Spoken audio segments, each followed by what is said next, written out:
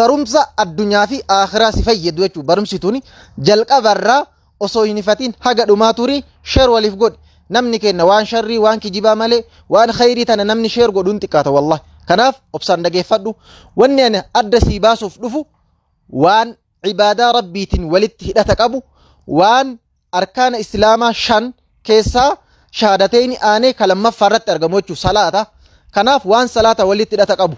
Gabaabbinaan namni tokko fakkeenyaaf imala yoo deeme salaanni itti gahee bishaan dhabe yookaan biyya jiraatee yoo bishaan dhabe akkamis salaata ka jedhu kan adda sii baasa inshallah tokko tokkoon. Jalqaba irratti rabbitu adda nuu baase yoo bishaan dhabdanii salaanni isinii gahe fatayammamu sa'iidan xayyiba biyyee xahaaran biyyee qulqulluudhaan tayammumma godhaanuun jedhe rabbiin kenna. Kanaaf akkamitti tayammumma godhan ka jedhuuf tokkoffaa irratti adda sii baasa. Tokkoffaa salaanni gahuu qaba. Fakkeenyaaf salaata zuhurii bishaan dhabe salaata zuhurii yoo salaatu barbaade bishaan dhabe salaanni zuhurii sun gahuu qaba. Akka biyya keenyaatti salaanni zuhurii sa'aatii 7 salaatama. Inni yoo dursee sa'aatii 5tti tayammumma godhe sirrii miti. Maaliif yeroo salaanni gahuusan bishaan argamu waan maluuf jechuu. Kanaafuu bishaan hin argadhamoo hin argadhu haga adda baasutti tayammumma gochuu hin qabu. Lammaffaa hawaasa naannoo san jiraatu gaafachuu qaba. Yoo imalallee deeme bishaan hin argamamu hin argamu jecha isaan gaafata. Biyya keessallee yoo jiraate bishaan barbaaddachuu qaba jechuudha. Bishaan hin argadhu jecha eega hubatee dhibbatti wanti inni itti aanee gochuu qabu niyyachuudha. Waajiba rabbiin narra geesse kana bishaan waan hin arganneef tayammumma godhee geessa jechuu sammuu keessan niyyachuu qaba jechuudha. Jazakumullahu khairan niyyaa waa hunda keessatti hin dhabamu jechuudha. Eega niyyatee bakka biyyee deema. Biyyeen inni gochuu qabu biyyee xahaara ta'uu qabdi. Biyyee qulqulluu ta'uu qabdi. Rabbiin maal jedhe? Fatayammamu sa'iidan xayyiba biyyee qulqulluudhaan jedhe. Kanaaf fakkeenyaaf bakka namni itti fincaahu bakka mana fincaanii wahii jechuu bakka balfaa wahii dhaqee tayammumma godhe sirrii miti. Bakka xahaararraa tayammumma gochuu qaba jechuudha. Biyyee ta'uu qaba. Biyyee yoo dhabamellee waan bakka biyyee bu'u cirracha haa ta'u waan biraayyuu haa ta'u waan bakka biyyee bu'u tayammumma gochuu qaba jechuudha yoo biyyeellee dhabe. Eegasii maal godhaa?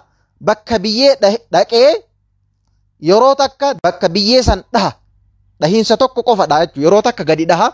Eega yeroo takka gadi dhahee harka isaatiin biyyee san fuudhee harka isaa lamaan afuufa. Jedhee yeroo takka afuufa. Wanni inni afuufuuf hurri garagaraa waan irra jiruuf ija sabuu danda'a waan ta'eef.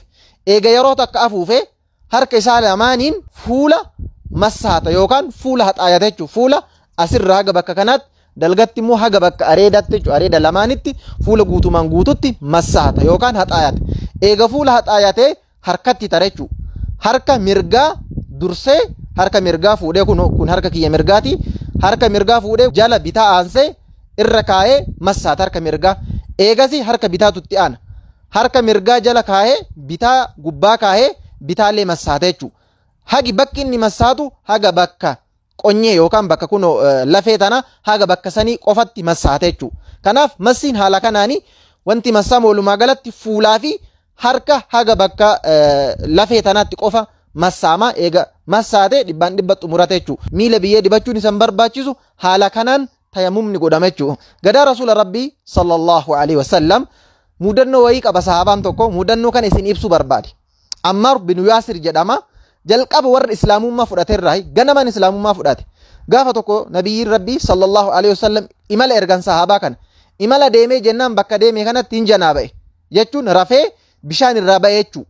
Bishaantu irraa ba'e manaaman. Yeroo janaaba'ee jedhutti tayammumma gochuu barbaade. Garuu akka itti tayammumma godhu hin beeku ture. Tayammumma gochuu barbaade fatamarraqtu fi sa'iid jedhe. Biyyee kana keessa akka harreen gangalattu kanatti biyyee keessa gangaladhe jedhe. Inni maal gochuu barbaade beektaa? Tayammumma gochuu barbaade. Eegasii nabiyyi rabbiitti dhufee sallallahu alaihi wasallam akka ta'e kanatti hime.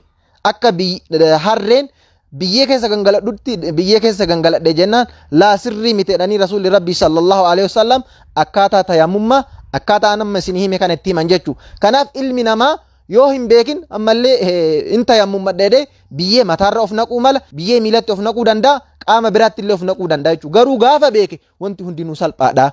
Beekanii rabbiin gabbaruun bareedduudha. Ibaadan namaallee haala saniin fayyaa taate isiniin jechuu barbaadeeti.